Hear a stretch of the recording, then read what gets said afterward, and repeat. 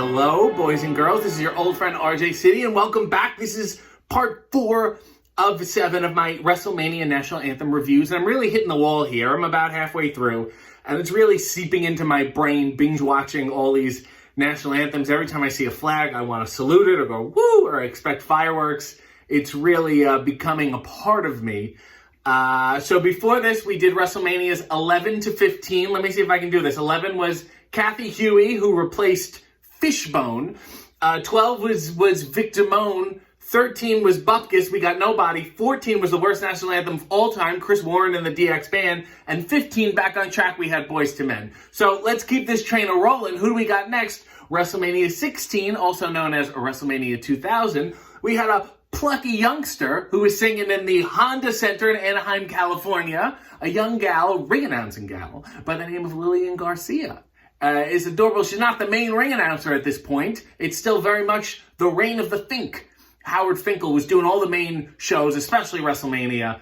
Lillian was probably doing like SmackDown, Sunday Night Heat, that kind of stuff. So she's burgeoning, she's bright-eyed and bushy-tailed, and she's excited to be there, obviously, and a little nervous too.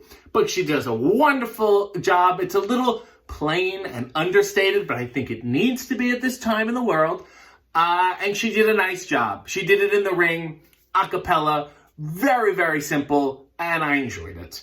Also on the show, I'd be remiss if I did not mention the other musical act on the show, which was, of course, Ice-T, who sang Pimpin' Ain't Easy, the Godfather's cover theme off the Ruthless Aggression hip-hop WWE cover album.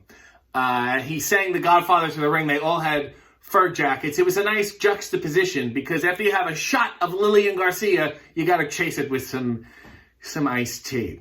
Moving along now, WrestleMania 7, we're on track. You know, we're doing very well. 2001, Reliant Astrodome, Houston, Texas. Who likes the national anthem more than people from Texas? Hooting and hollering and putting their hands over their hearts. Well, surprise, we're out of luck. We got Sweet Bupkis. There's no national anthem at all, which is very weird. And for such a big WrestleMania, it seemed like a very missed opportunity on their part. You could have brought back a Reba, or perhaps, I don't know, a Glenn Campbell, just throwing it out there. But they do have an opening video, which was kind of nostalgic and a little patriotic. It's Freddie Blassie is narrating this video montage of people watching WrestleMania from all over the world, but in like on TVs in different places, like in a barn and on like a flatbed truck and in a department store window. That's very weird, I must say, because I don't think people are doing it like that. Also, the montage ends with a group of monks, Buddhist monks, not Gregorian monks, Buddhist monks, dancing around a tree. That wonderful, iconic WrestleMania symbol. You'll always say, I know where I was when Hogan slammed Andre, or when Austin won the title, and when the monks danced around the tree. Just so you know where we're at musically here in the world, the theme of WrestleMania 17 was My Way by Limp Bizkit, which began a decades-long love affair between WWE and Limp Bizkit. And the other musical act on the show, and the only musical act on the show, was Motorhead. So WrestleMania 16, we got Lillian, and WrestleMania 17, we got Lemmy. So let's move along then. This is another kind of dark period. WrestleMania 18, 2002, we're back in the Sky Dome in Toronto, Canada. Last time we were here was WrestleMania 6. It was Robert Goulet who had the tux on, did a commendable job. So who do we have now? Nobody. No one's singing National Anthem. No one's singing America Beautiful. Nobody's singing Oh Canada. Nobody's singing nothing. Well, actually, it's weird. There is a lot of music on the show, so it's very crazy. Oh, sorry, that's my computer. Please, don't blame me. It's weird because there are so many musical acts on the show that there's no national anthem. But here's the musical acts. Saliva, who you remember if you were very angry in the 7th grade, they sang a song called Superstar. That's what they started the show off with. So technically, that would be the national anthem spot. And then they had an even angrier band named Drowning Pool, liquid-themed bands. This was a liquid rock era for WWE. They sang Tearing Away, and or Tear Away, or whatever. And it was over it, they played a video package. They said, here to tell the story of Triple H versus Chris Jericho, here is Drowning Pool. And they sang this song while they played like clips from the feud on the video wall. Did not make any sense. And then they did Triple H's song, which is a cover of the Motorhead song. It's a reimagining of it from their Forcible Entry, which was their rock cover WWE Themes album. They don't even seem like they know the words to their own song. It's decidedly different than the lyrics on the album version.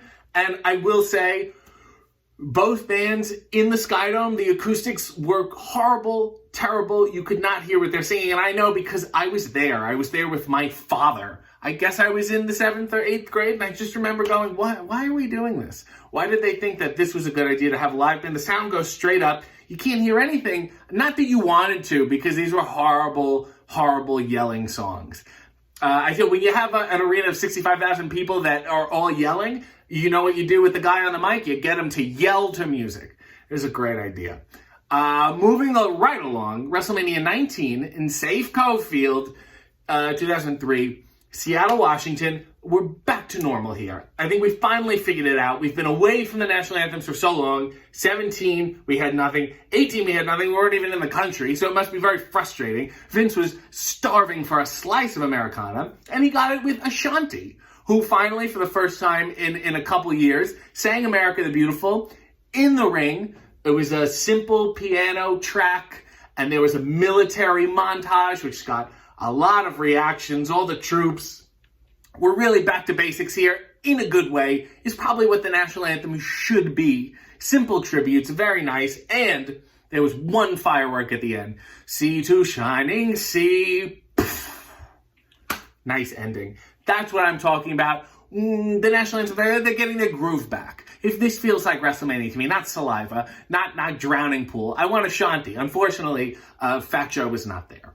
Moving along to WrestleMania 20, 2004, Madison Square Garden, back in New York. This is the third time we're at Madison Square Garden. So at WrestleMania 1, Madison Square Garden, we had Mean Gene Okerlund, you'll remember.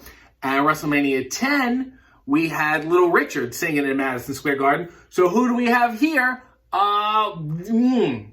The Boys Choir of Harlem, also known as the Harlem Boys Choir. They sang America the Beautiful. It's a full choir. They're in the ring. They got these hip maroon jackets. Very, very professional looking, very gentlemanly young boys. Fine young men. They sang two versions. They sang two verses. There was a conductor conducting very, very emphatically. He was certainly very into it. There was a classic montage again. And then at the end, they do America at the end. And the video montage ends on it's New York. It's post-September 11th. They have the thing where the Twin Towers should be, that thing there, the tower. And then the stage lights up and it's the New York skyline. It's a nice touch. It's wonderful. It's beautiful. It's perhaps my favorite version ever, also because I was there. Night and day, the acoustics in that building compared to the Drowning Pool Saliva Skydome fiasco of 2 years earlier. And unfortunately, the Harlem Boys Choir closed in 2007. So they don't even exist anymore. So if you're watching this, boys, this was by far my favorite version. You did a heck of a job. And now I feel like 19 was Ashanti, 20 was the Boys Choir of Harlem. We're getting back on track, and I'm excited for what's to come.